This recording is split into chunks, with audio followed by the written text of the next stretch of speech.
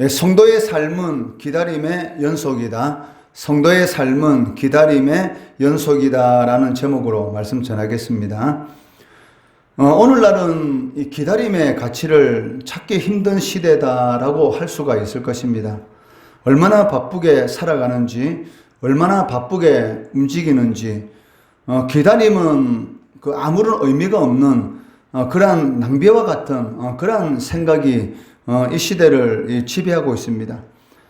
조금도 기다리지 못해서 우리가 이 TV 채널을 이렇게 얼마나 빨리 이렇게 돌리는지, 잠시도 한 군데 고정하지 못하고 이곳저곳으로 이 TV 채널을 바쁘게 돌리는 것을 볼 수도 있고, 요즘 이 유튜브라든지 인터넷을 통해서 어떤 영상을 이렇게 보더라도 끝까지 보는 그런 경우가 별로 없는 것을 볼 수가 있습니다.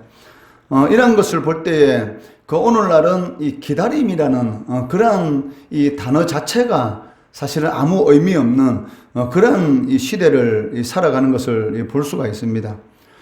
그렇지만 이 성경에 보면 하나님께서는 이 언제든지 이 기다림 가운데서 역사하셨다라고 말을 할 수가 있습니다. 아브라함과 이 사라의 삶을 보더라도 마찬가지고, 이 야곱과 이 요셉의 삶을 보더라도 마찬가지입니다.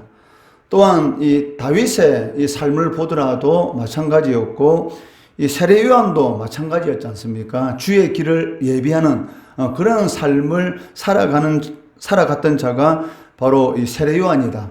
즉 메시아께서 이 공생애의 사역을 하실 때까지 끊임없이 이 기다리는 그런 이 사역이 바로 세례 요한의 사역이었다라고 말을 할 수가 있습니다. 마찬가지로 이 하나님께서는 우리에게도 이와 같은 기다림을 요구하시고, 또 그 기다림 가운데에서 하나님께서 우리에게 말씀하신다는 것입니다. 시편 123편은 하나님의 백성에게도 기다림의 시간이 필요하다라는 것을 강조하고 있습니다.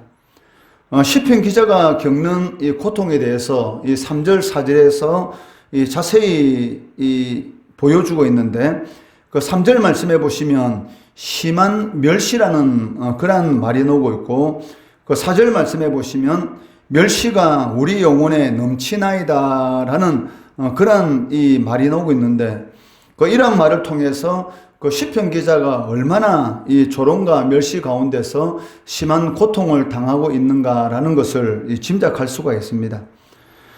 이러한 시편 기자의 이 고통을 겪도록 공격하는 자들이 누구인가? 4절 말씀해 보시면 안일한 자, 즉 교만한 자라고 말씀하고 있습니다. 여기 안일한 자라는 이 말은 평안히 사는 자들이라는 그런 의미를 가지고 있는데, 이들은 이 권력과 부와 이 명예 이런 것들을 모두 다 가지고 있고, 자신이 이렇게 형통한 것, 이런 부를 가지고 있고 권력을 가지고 있고 이런 명예를 가지고 살아가는 이런 형통한 삶을 살아가는 것은 자신의 신앙에 대한 하나님의 보상이다라고 생각하고 있다는 것이죠. 그러면서 시편 기자가 이 고난을 겪고 있는 것은 하나님의 심판이요, 그리고 하나님의 징벌이다라고 해석하고 있다는 것입니다. 이런 일들이 오늘날 교회 안에도 비일비재하는 것을 볼 수가 있습니다. 어려운 일을 겪는 이런 성도들을 보면 겉으로는 위로하는 척 하지만 실질적으로는 이 마음 한 구석에 저 사람이 하나님 앞에 어떤 죄를 지어서 이 고통을 받고 있는지, 이러한 생각을 사실 가질 때가 있다는 것이죠. 오늘 이 본문의 이 시편 기자를 공격하는 이러한 자들이 바로 그러한 생각을 가지고 시편 기자를 공격하고 있다는 것입니다. 이러한 자들은 욥의 이 세 친구와 동일한 이 생각을 가지고 있습니다. 욥은 어떤 사람입니까? 하나님께서 인정한 의인이다라고 성경은 기록하고 있습니다. 욥기 1장 1절 말씀해 보시면 우스 땅에 욥이라 불리는 사람이 있었는데 그 사람은 온전하고 정직하여 하나님을 경외하며 악에서 떠난 자들아 라고 말씀하고 있습니다. 1장 1절 이 말씀을 통해서 우리가 알 수 있는 것은 그 욥은 그 하나님께서 인정하고 계시는 그러한 의로운 사람이다라는 것을 알 수가 있습니다. 그러니까 욥이 얼마나 하나님 앞에 경건했는가, 이 욥의 이 경건함에 대해서 그 1장 1절 말씀해 보시면 네 단어로 이렇게 말을 하고 있는데, 온전한 사람이었고 정직한 사람이었고 하나님을 경외하는 사람이었고 악에서 떠난 자다, 이렇게 욥에 대해서 기록하고 있다는 것입니다. 그런데 이러한 이 욥에 대해서, 하나님께서 인정한 이 욥에 대해서 그 새 친구는 찾아와서 뭐라고 말합니까? 겉으로는 이렇게 위로한다고 라고 말을 하고 있지만 실질적으로는 욥이 이런 재앙을 당한 이유는 그 사람은 모르지만 하나님만이 아시는 그런 숨은 죄가 있기 때문이다 라고 이렇게 생각하고 있다는 것입니다. 이러한 욥에 대해서 정죄하는 이러한 새 친구는 결론적으로 이 하나님께 책망을 듣는 것을 볼 수가 있습니다. 욥기 42장 이 7절 말씀해 보시면 여호와께서 대만 사람 엘리바스에게 이르시되 내가 너와 내 두 친구에게 노하나니 이는 너희가 나를 가르쳐 말한 것이 내 종 욥의 말같이 옳지 못함이니라. 즉 욥은 옳고 욥의 새 친구는 틀리다, 이렇게 하나님께서 말씀하는 것을 볼 수가 있습니다. 시편 이 123편에 이 시편 기자도 이 권력과 명예와 이 부를 가지고 있는, 즉 자신들은 그 하나님 앞에 이 경건한 사람이기 때문에 하나님께서 이러한 복을 주셨다라고 이렇게 조롱과 이러한 그러한 자들로부터 이 멸시 속에서 이 고통을 당하는 것을 볼 수가 있습니다. 그 이러한 때에 시편 기자는 이 주님의 은혜를 간절히 사모하고 있습니다. 그 이유가 무엇입니까? 그 하나님의 은혜가 없이는 이러한 조롱과 멸시 가운데서 이겨나갈 수 없기 때문입니다. 주님께서 은혜를 베푸실 때까지 끝까지 자신의 이 눈길을 그 사람에게 돌리는 것이 아니고 이러한 조롱과 멸시 가운데서 자신을 도와줄 사람들을 찾아가는 것이 아니고 오직 하나님께 그 눈길을 끝까지 돌리고 있다는 것입니다. 2절 말씀 같이 읽어볼게요. 시작. 상전의 손을 바라보는 종들의 눈같이 여주인의 손을 바라보는 여종의 눈같이 우리의 눈이 여호와 우리 하나님을 바라보며 우리에게 은혜 베풀어 주시기를 기다리나이다. 아멘. 고대 이스라엘 사이에서 이 종은 그 주인에게 자신의 소원을 말할 수 없습니다. 주인이 알아서 은혜를 베풀어 줄 때까지 이 기다리고 살아갈 수밖에 없었다는 것입니다. 또한 종들은 다른 사람들에게 정당한 이 대우를 받지 못한다 할지라도 불평한다든지 거기에 대해서 이 대항할 수 없었다는 것이죠. 오직 이 주인이 그 자신을 이 변호해주고 이 옹호해주기를 이 기다릴 수밖에 없었다는 것입니다. 그 이유가 무엇입니까? 이 종이 필요한 모든 것들, 그리고 종의 명예는 이 주인에게 이 달려 있기 때문에 종이 할 수 있는 것은 한 가지밖에 없죠. 그게 무엇입니까? 주인의 이 손만을 바라보면서 간절히 은혜를 이 구하는 것이죠. 즉 주인이 자신의 억울한 점을 이렇게 해소해 주기를, 그리고 자신의 필요한 것을 주인이 공급해 주기를 간절히 이 주인의 손만을 이 바라볼 수밖에 없다는 것이죠. 마찬가지로 이 시편 이 120편의 이 기자도 그 2절 말씀에서 이 기록한 것처럼 이 주인과 이 종의 관계를 하나님과 이 자신의 이 관계로 이렇게 비유하고 있는 것을 볼 수가 있습니다. 이 종이 상전의 손을 이 바라보고 있는 것처럼 여종이 여주인의 손을 이렇게 바라보고 있는 것처럼 자신을 이 위기 가운데서, 그리고 자신을 이 고통 가운데서 구원해 주기를 그 시편 기자는 그 하나님을 끊임없이 바라보며 은혜 베풀어 주시기를 이 기다리는 것을 볼 수가 있습니다. 마찬가지로 우리가 이 세상을 살아가다 보면 반드시 이 기다림의 시간이 요구될 때가 온다는 것이죠. 이 모세를 보면 어떻습니까? 그 하나님께서 모세를 통해서 이스라엘 백성들을 구원하시려고 하는 그런 이 계획을 이미 세우고 있었습니다. 그렇지만 그 하나님의 때가 있는 것이죠.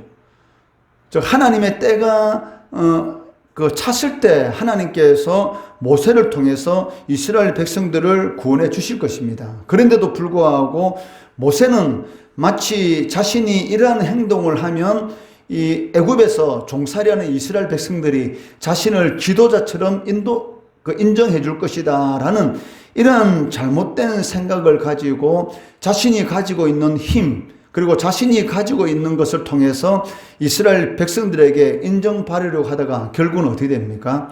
애굽 사람을 죽이게 되고, 그리고 그것이 결국은 이 탈로가 나서 미디안으로 도망가는, 그리고 이 40년이라는 그 오랜 시간 동안을 양치면서 하나님의 때를 기다릴 수밖에 없는 그러한 이 고초를 겪는 것을 볼 수가 있습니다.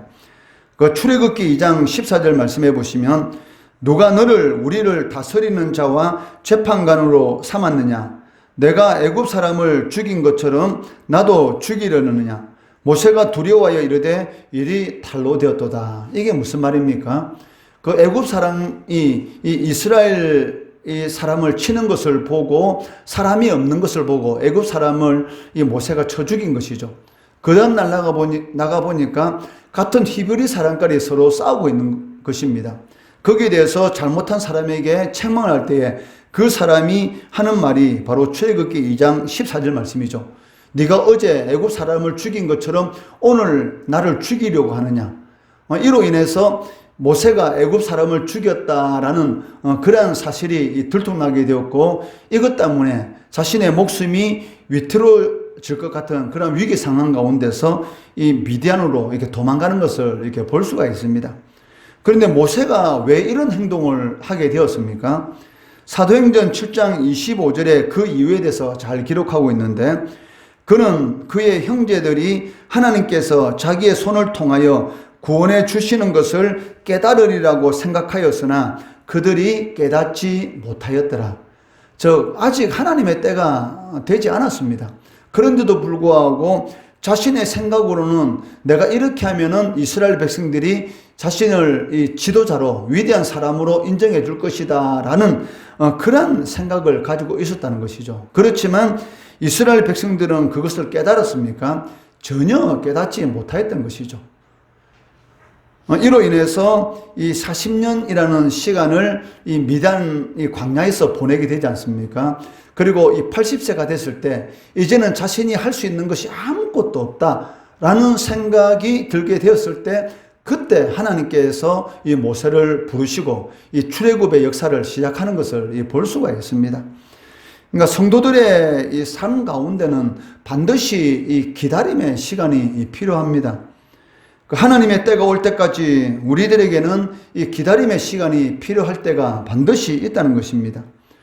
욥은 이 기다림의 가운데서 결국 이 새 친구가 하나님 앞에 이 책망을 받게 되었던 것입니다. 그 시편 기자도 마찬가지입니다. 하나님께서 심한 조롱과 이 멸시 가운데서 자신을 구원해 주도록 끝까지 이 기다림의 이 시간을 보내고 있는 것을 볼 수가 있는데, 그 기다림의 시간 동안 필요한 것이 무엇입니까? 끝까지 그 하나님께 눈을 돌리는 것이죠. 다른 곳으로 눈을 돌리는 것이 아니라 하나님께 끝까지 집중하는 것입니다. 그 1절 말씀해 보시면, 하늘에 계시는 주여 내가 눈을 들어 주께 향하나이다. 이런 심한 이 조롱과 멸시 가운데서 다른 곳으로 자신의 눈을 돌리는 것이 아니라 하나님께, 하나님께서 나에게 이 기다림의 시간을 허락하셨구나 라고 인정하고, 하나님이 역사하는 그 순간까지, 즉 종이 주인의 손을 끝까지 바라보면서 주인께서 도와주시도록 이 주인의 손에 눈길을 끝까지 집중하는 것처럼, 시편 기자는 하나님께 끝까지 자신의 눈을 바라보는 것을 볼 수가 있습니다. 이처럼 인생에 문제가 일어났을 때에 그 하나님을 바라보는 것이 중요합니다. 그 이유가 무엇입니까? 그 문제를 해결해 주실 분은 궁극적으로 하나님 한 분밖에 계시지 않기 때문입니다. 사람이 계획할지라도 그 걸음을 인도하시는 분은 하나님이시다. 아무리 내가 많은 계획을 세우고 내가 가지고 있는 그러한 좋은 방식이라는 그러한 방법을 동원해서 그 일을 이루려고 한다 할지라도 궁극적으로 그 일을 성취하시는 분은 누구십니까? 하나님이신 것이죠. 그렇기 때문에 이 기다림의 때, 고난과 멸시의 때가 우리 인생 가운데 있을 수도 있고 또 생각외로 일이 생각대로 잘 진행될 수도 있습니다. 그렇지만 끝까지 하나님을 바라보는 것, 이것이 가장 중요하다는 것이죠.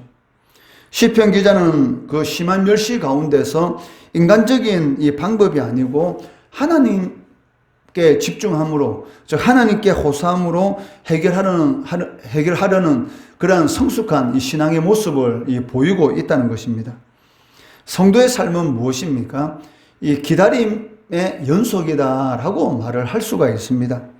심한 멸시나 이 고통의 시간 가운데 있다면 이 종들이 주인의 손을 바라보며 이 주인이 움직일 때까지 기다리는 것처럼 우리도 마찬가지입니다. 하나님께서 우리의 삶 가운데 이 기다림의 시간이 허락하실 때에 눈을 들어 끝까지 하나님을 바라보고 또 하나님의 도우심을 간구하시는, 그를 통해서 하나님의 역사가 우리의 삶 가운데서 체험하시는 우리 성도들 되시기를 주의 이름으로 축원합니다.